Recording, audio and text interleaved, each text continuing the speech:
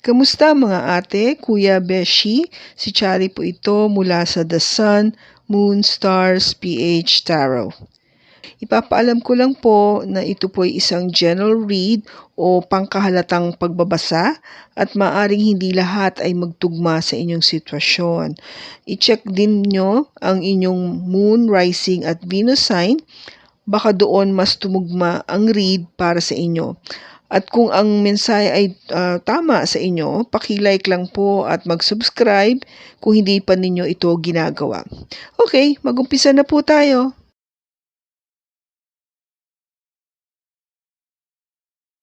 Hello po mga ate, kuya, beshis. Kamusta na po kayo? Dito ulit ako si Shari para gumawa ng another reading, and this is for the sign of Cancer, Sun, Moon, Rising, and Venus. And of course, welcome po yung mga cross-watchers ni Cancer at yung mga bago po nating mga viewers.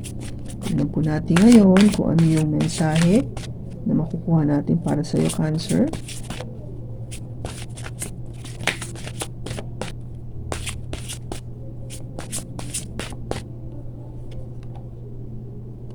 Flirt. Extend your light-hearted energy to others. Okay. So,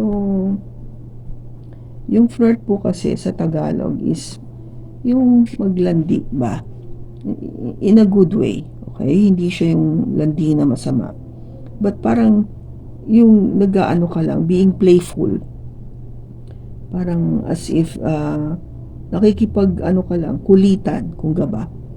No? Nothing bad about it. It's really nice na paminsan-minsan, di ba, meron tayong ganitong aksyon sa ibang tao o sa ating mahal sa buhay.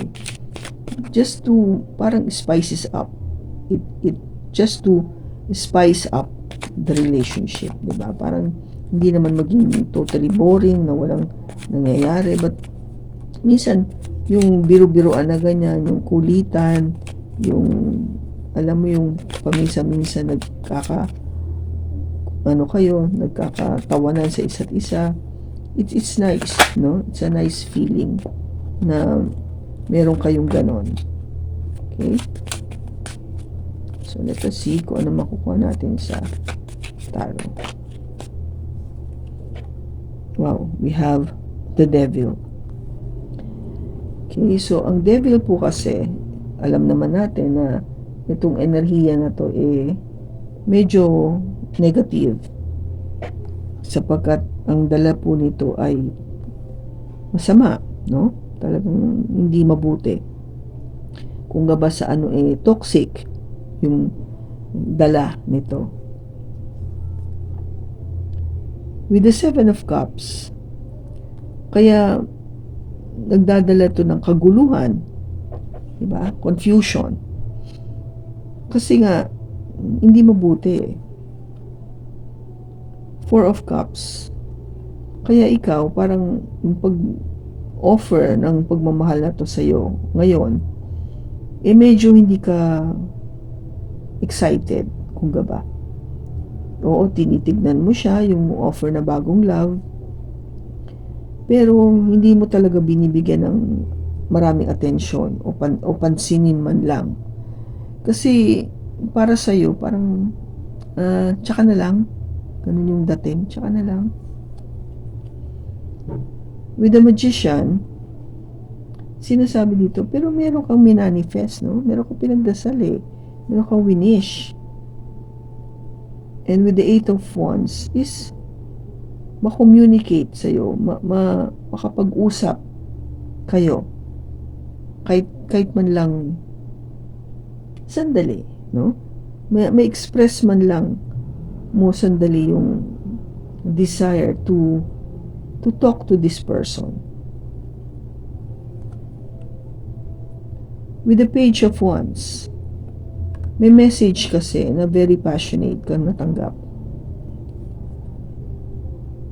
With the Strength card, something na hindi mo akalain, no?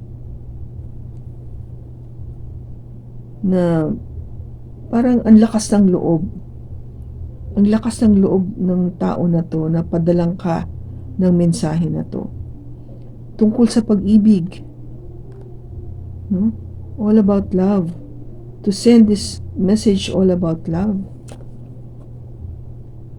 Pero ang dating nga sa'yo with the Seven of Swords is, nangloloko lang ito.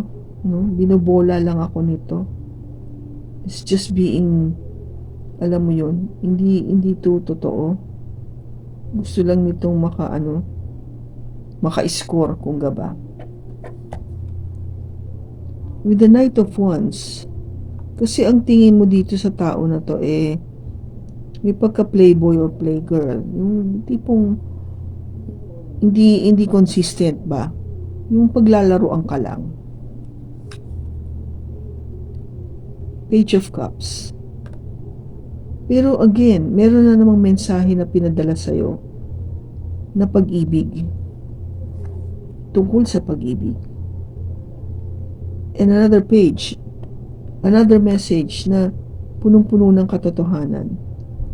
No? Kung paano niya sabihin ito sa'yo, talagang wagas kung gaba.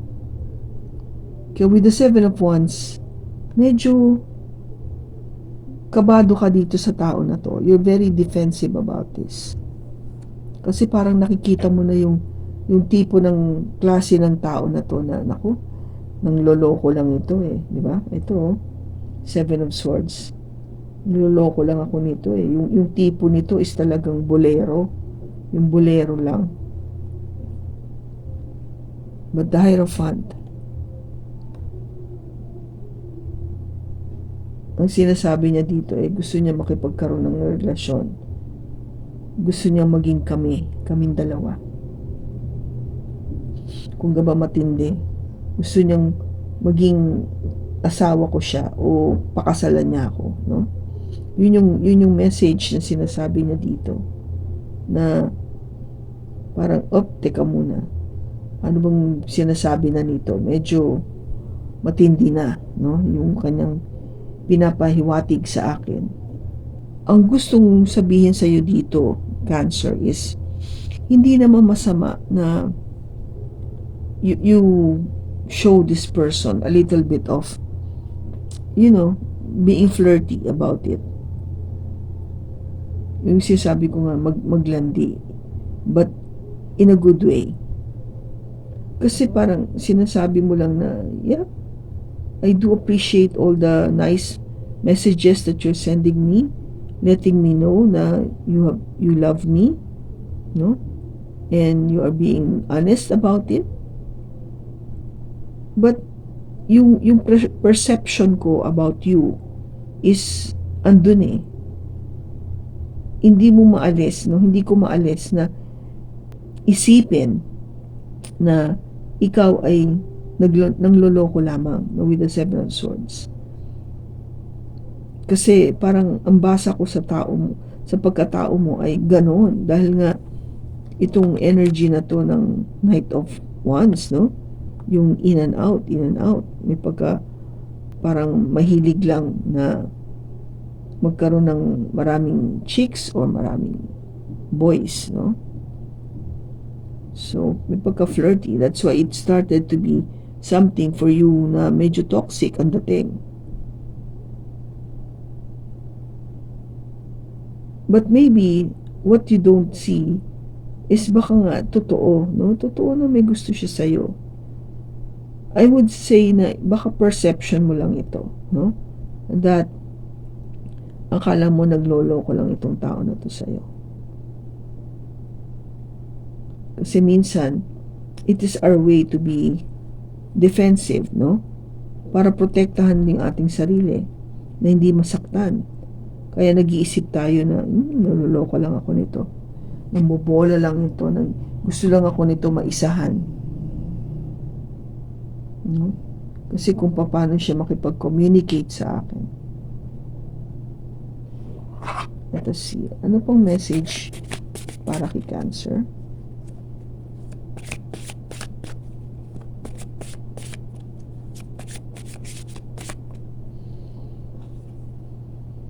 Telepathic.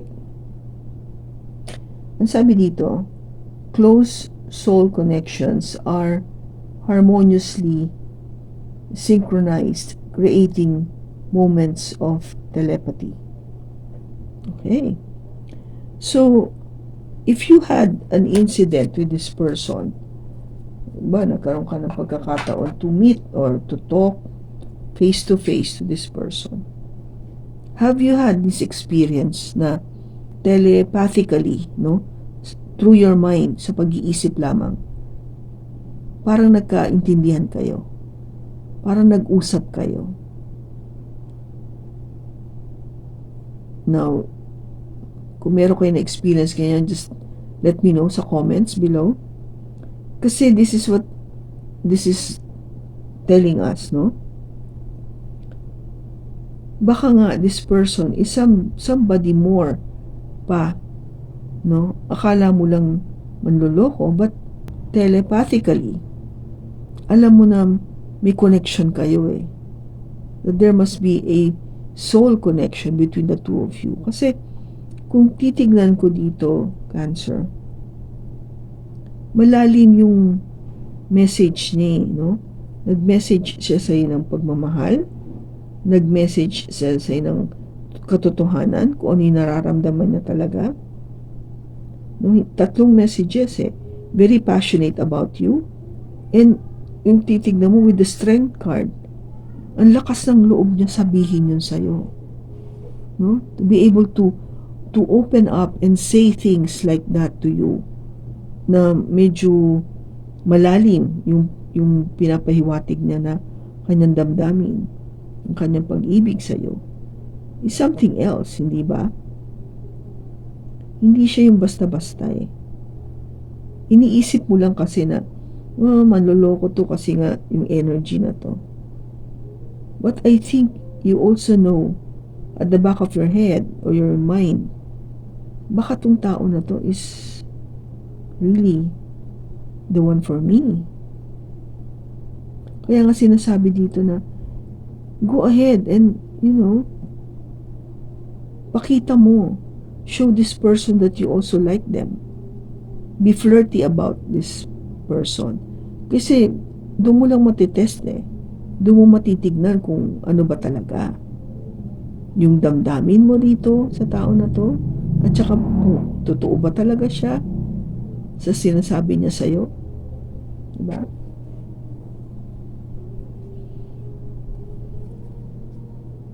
Kasi tignan mo, Cancer, ang offer niya is marriage, relationship, yung long lasting hindi lang yung basta-basta yung ino-offer niya.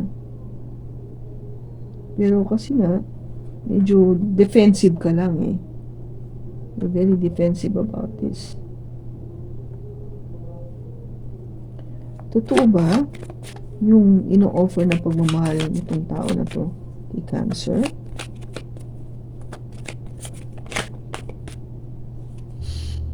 Yes. You see, this is the Four of Cups. Yun yung love na ino-offer niya. Hindi mo lang pinapansin eh. Hindi talaga. Hindi mo binibigyan ng importansya.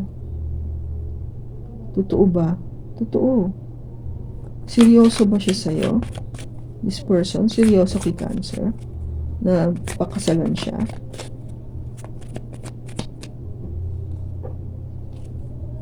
Yes. And wanted to have a date or celebrate yung kayo. No? Karoon celebration.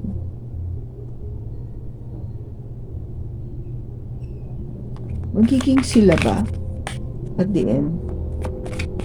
Itong person na to, magiging sila ba ni Cancer at the end? Maybe. Hindi pa sigurado. Hindi ka sigurado. You cannot decide, Cancer. You don't know, di ba? Sabi kasi parang, kasi nga, wala kang tiwala eh. You don't believe. Kailan sila magkikita?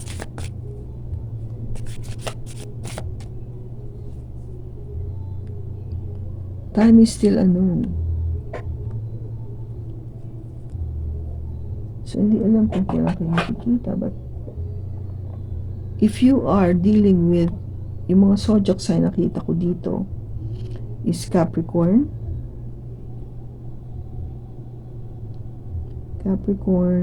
Leo, Taurus,